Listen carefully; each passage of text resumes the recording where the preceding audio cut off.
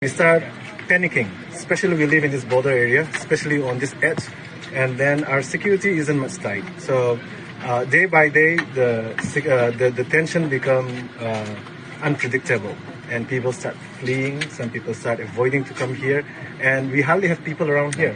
Only few of us, only few people, handful of people around here, and we start trying to have this, taking care as people, just trying to avoid from conflict and thing.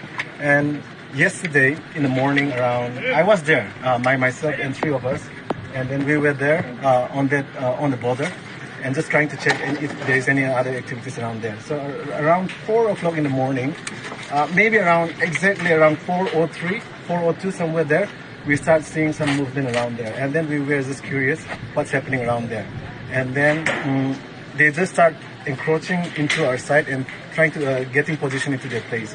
And then they try to reach our location, and we have to flee from that place. And the moment we flee, maybe after 10 seconds, the gunshot rained down on every side of this place, especially this house. They were, targeting this house and then shooting around. Not only this house, they shoot around a lot of things, but the gunfire was just raining down, and then we have to hide in the woods. And we were lying down, and then we were just worried. And after a while, they start getting into the houses, especially Tangkhul houses. There are refugees around here. We are taking care of the refugees as well. And then they came, they broke into my house, and then they ransacked the whole house. And they took my phone. I charged my phone and left it. And then they took my mother's phone as well. And they took 2 of my AirPods and a power bank and a few other stuff from the house, and even a cash. And then for our neighbors, they went in there, they shoot, and then they were hiding under the bathroom, and then they were not able to catch them, but they also went inside, ransacked the house, and they got the key, the car key. So they took the car, and then they took 2 cell phones from them, and cash that was lying on the bed, which was used for constructing house.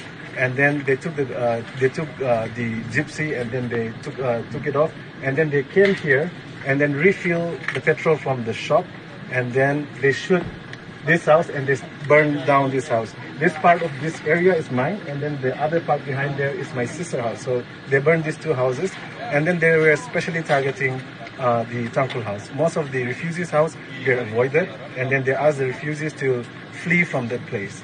And my mother was, in fact, early in the morning, she went to the church to pray for early morning. And when she came back, just before reaching home, the firing started. So she had to bend, and then there were a couple of Burmese, those are refugees, they shelter her.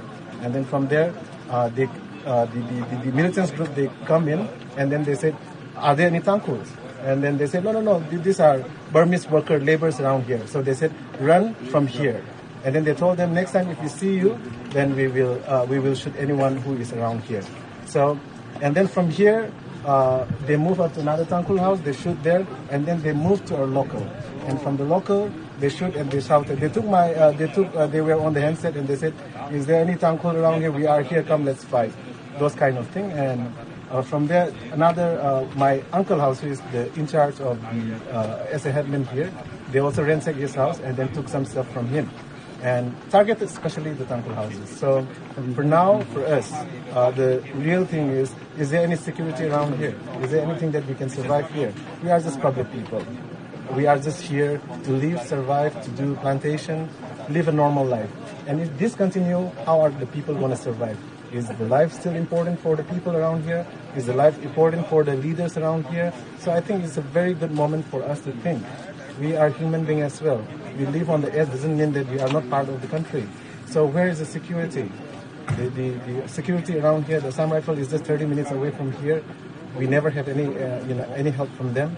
We have to bend, we have to flee, we have to run like cats and dogs from here. So I think this is a moment for all the leaders to just stand up and then see what's going to be best for us. And this is not just about us. This can happen to any other places, and I think it happened in other places also. So I want to request all the leaders that how can we resolve this, and how can we live in peace and harmony around this area. Thank you very much. Oh, 你跑手赶我。mình lấy làm đấy anh hay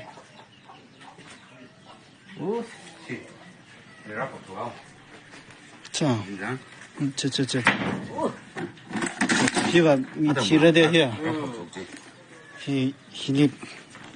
힐리피양. Kita sửa cái gì cứ đi sang này đây, học đi xem, đi sang này đây. 이건 돌아가라 뒤지다오. 나중 비누지 동상들. 힐링 힐링 좀. 힐링 강첨더라. Ồ, sẽ được lốt làm bây, bàn đầu này bạn. 지시 너무 타르지.